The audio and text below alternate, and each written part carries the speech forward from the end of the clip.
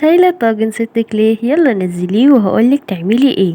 لعشاق الشاورما السوري هنعمل بقى النهاردة صيغ الشاورما السوري بطريقة سهلة جدا وطعم يجنن، وكمان بطريقة صحية من غير دهون كتير ونفس الطعم الجنان. هتبطلي تشتريها من برا علشان هقولك ازاي تعمليها في البيت لولادك بكل سهولة، وكمان هتبقي ضمناها علشان عاملاها بايدك. يلا نشوف هنعملها ازاي. اول حاجة هنحتاجها هي شرايح من فيليه الدجاج اللي بنستخدمها في البانيه، تكون رفيعة بالطريقة دي، وممكن تستبدليها بوراك بس تكون برضو متقطعة رفيع. هنبدأ بقى نعمل التتبيلة.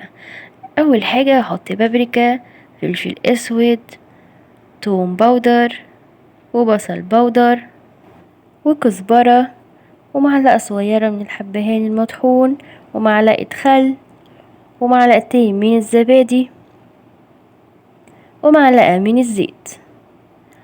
هنقلب بقى كل ده مع بعضه علشان يختلطوا مع بعض. دلوقتي هحط الملح وهقلب، وهحط معلقة من الثوم المفروم ومعلقة كمان من الزيت. هنقلبها بقى كويس ونبدأ نحط فيها شرايح الدجاج علشان نتبلها بالطريقة دي. حط شوية وارجع قلبيهم وحطي تاني، وبعدين بقى قلبيهم كلهم بالطريقة دي عشان تتبل كويس. هنسيبهم بقى على جنب في التتبيلة. ودلوقتي هجيب بصلاية كبيرة هقطعها بالعرض كده نصين. دول بقى عودين من عيدان الشيش طاووق، بس دول طوال قوي، فانا هقسمها كده علشان تدخل معايا في الفرن. اهم حاجة نستخدم الناحية اللي فيها السن زي ما انتوا شايفين كده.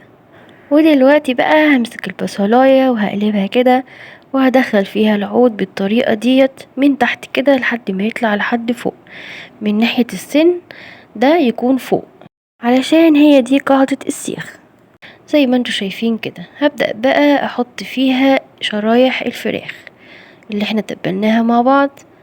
بالراحة كده دخليها، لو لقيتي السن اتعوج اعدليها تاني، مش عايزينه يتعوج، عايزينه يفضل معدول زي ما هو. هندخل بقى الفراخ بنفس الطريقة لحد ما نخلص الكمية كلها. طبعا تقدري تعملي نص كيلو، تقدري تعملي كيلو، زي ما تحبي. الكمية اللي انت شايفاها دي تقريبا كيلو الا ربع. بعد ما خلصنا الكمية بقى هنبدأ بقى ناخد الزوايد اللي نازلة دي كده وهنحطها تاني فوق. مش عايزين اي حاجة تبقى نازلة تحت علشان ما تتحرقش مني. اي حاجة نازلة شيليها وحطيها لفوق بنفس الطريقة دي. وبعد ما نخلص هنجيب بقى فلفل الوان، فلفل اخضر وفلفل الوان مع بعض زي ما تحبي طبعا.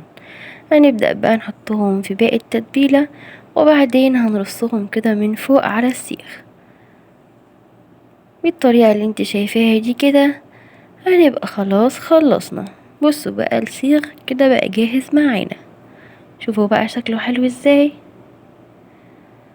يلا بقى ندخله الفرن.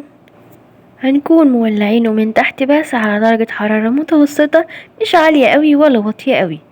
وبعدين بعد ما نتأكد انه استوى معانا ونغزه بالشوكة كده نلاقيها استوت، هنفتح عليه الشواية من فوق شوية لحد ما يتحمر معانا بالشكل اللي انتوا شايفينه ده. بصوا بقى الجمال، احلى سيخ شاورما هتاكلوه في حياتكم.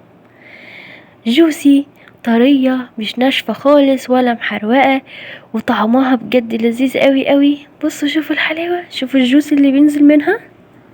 هنبدأ بقى نقطعها. بصوا شوفوا الحلاوة، بصوا بتقطع بكل سهولة ازاي. شايفين الشرايح، شايفين الطبقات اللي جوه، شوفوا مستوية ازاي، مش نية ومش محروقة ولسه جوسي زي ما هي. بجد بجد تحفة. لما تجربوها هتبطلوا تشتروها تاني. لذيذة قوي قوي وعيالك هيحبوها جدا. واكيد كلنا بنحب الشاورما ونفسنا كل شوية نشتري شاورما من بره، بس طبعا المطاعم ما بتبقاش مضمونة ما بتبقيش عارفة هم حاطين فيها ايه، كمان بتبقى نسبة الدهون فيها عالية قوي قوي. دلوقتي بقى عملناها بطريقة صحية. بصوا شوفوا الحلاوة. ده طبعا البصل اللي كنا حاطينه من تحت استوى هو كمان. بصوا شوفوا الفراخ دايبة ازاي، حلوة قوي قوي.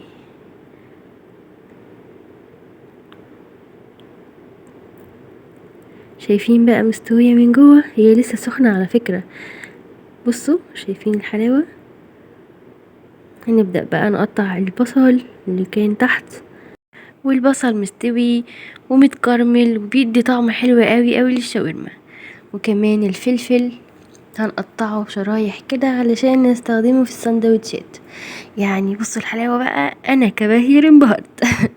تخيلوا بقى انتوا كمان لما تعملوها بجد هتنبهروا زي كده بالظبط. وريحتها بجد تحفة، كانت قلبة البيت كله، كأنك قاعدة في مطعم شاورما سوري. مش قاعدة في البيت. دلوقتي بقى هنبدأ نعمل سندوتشات. انا جبت عيش تورتيه، هحط كده التومية فيه. التومية دي يا جماعة انا اللي عاملاها بايدي، هنزل لكم الفيديو بتاعها لو حابين تشوفوه، بطريقة سهلة جدا هتعجبكم كمان.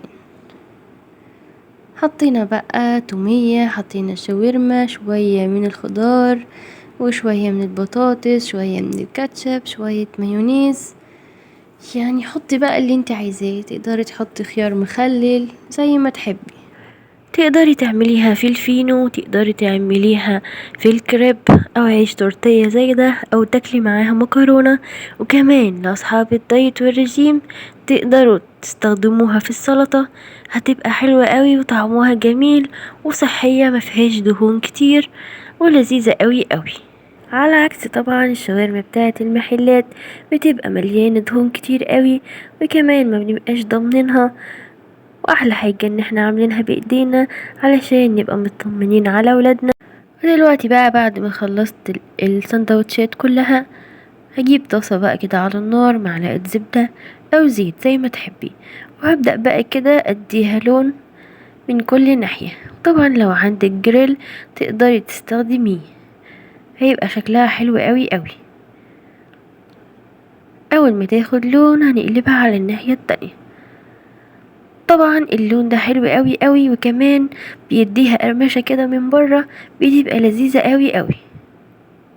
شايفين بقى الحلاوة؟ بصوا بقى شكلها من جوه عامل ازاي، بجد اختراع رهيب، لازم تجربيها. هتنافسي بعد كده المطاعم السوري في الشاورما.